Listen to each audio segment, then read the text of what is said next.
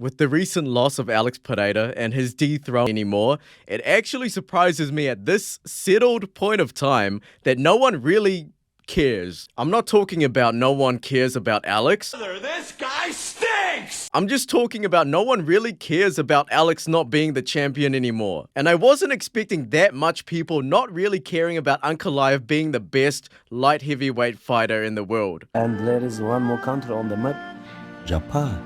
With every holiday-like post Alex Pereira does, it feels like none of the comments are talking about his future fights, really. There's no comments talking about like, get the belt back champ or any comments similar to that. Just Shama. It's like he's already retired or something. Flying Squirrel really inspired me to make this video, so you should check his video out too. So now we're going to talk about Alex Pereira's brain rot. Because he keeps posting this brain rot stuff. Look at this guy. Okay, I don't like, why is he? Do we call this the McGregor effect, the Izzy effect, the Usman effect? Considering he admitted that this video topic was just a slop video, I might as well come out and say this video is fucking slop as well. But it is also very intriguing to think about. This may set a new theme for UFC fighters in the future. I feel like Alex Pereira's done it. He's done the main story of the UFC game. He did the Izzy rivalry, he was middleweight and light heavyweight champion, he defended the light heavyweight bout a number of times, he became the frickin' fighter of the year. He's basically the superstar and possibly GOAT of this modern generation. What else is there for him to do besides, banger fights now? He doesn't need to be that scary, lean, giant monster that kills you from the shadows anymore. He's done that shit before. He's done it for nearly decades now. Let the man live his life now. He can aspire to do more stuff than fighting. He's actually in that position. I feel like Alex winning the rematch is kinda... I hate to say this, but this feels like a hot take. It's kind of optional at this point. If he can bring in some exciting striking moments and still lose, that might still be a win in his books, okay?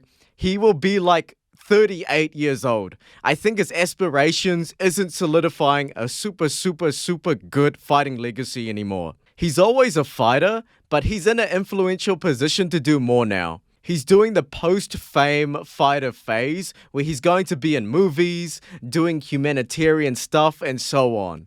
I don't think he wants to half kill himself just to enter a cage anymore, especially at 38 and over. And if he does go into the cage from now on, he will make it big, like a boxing fight. And guess what?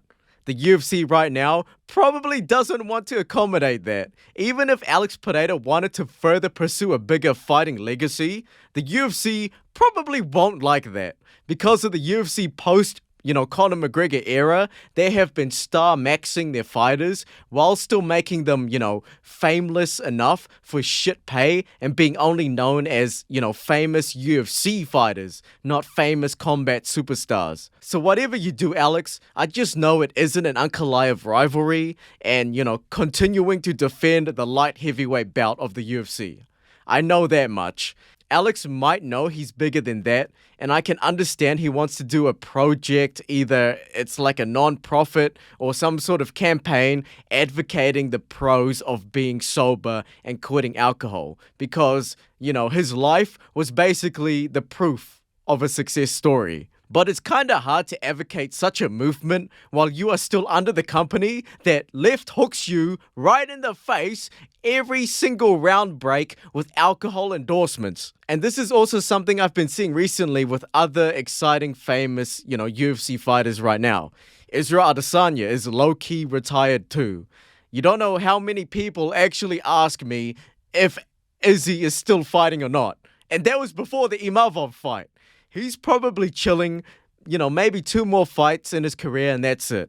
He's got a freaking YouTube channel making millions of dollars, and not to mention his other sources of revenue, such as, his property in Auckland and, all this other stuff, because he's pretty much a superstar. He's pretty much a celebrity. He can make money spring out of nowhere just accepting any sort of sponsor, no matter what.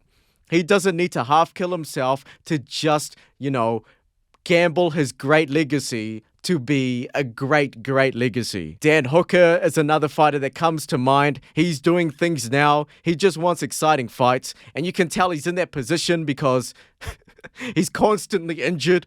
And he has his own, I think, mini promotion thing where boys just fight each other in this small warehouse. It's kind of fucking bogan, but I mean, chase that bag, bro. Max Holloway just wants banger fights as well. We all know he ain't getting the freaking lightweight belt from whoever's next. Islam, freaking Arman, who knows. And he's not gonna, die for it. So making this is, I think it's a bit of a weird cope from me, or it's a reality check. But Alex Pereira is now officially just a banger fighter merchant now, which is 100% okay for me and a lot of fans.